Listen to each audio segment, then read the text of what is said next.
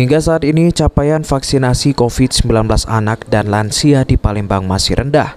Dari data Dinas Kesehatan, vaksinasi anak usia 12 tahun ke atas baru mencapai 10%, sedangkan lansia baru mencapai 25%. Hal ini disebabkan lantaran keterbatasan ketersediaan vaksin COVID-19.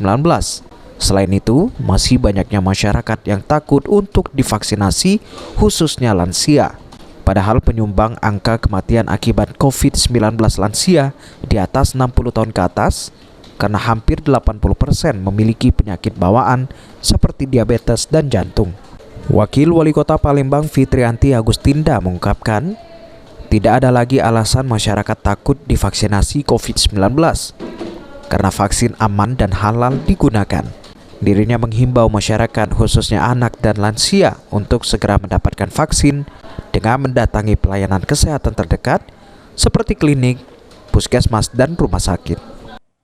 Wali murid ikut berpartisipasi mengantarkan anaknya untuk mendapatkan vaksin, sehingga pencapaian atau target-target kita supaya nantinya sampai dengan akhir tahun seluruh warga Kota Palembang itu 100% kalau bisa ya, 100% sudah mendapatkan vaksin.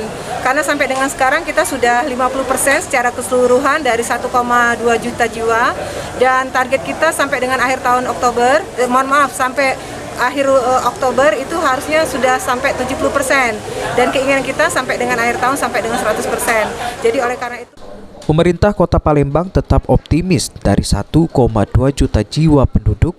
Di akhir tahun 2021, vaksinasi COVID-19 mencapai 70% warga sudah mendapatkan vaksinasi. Abidin Riwanto, PAL TV.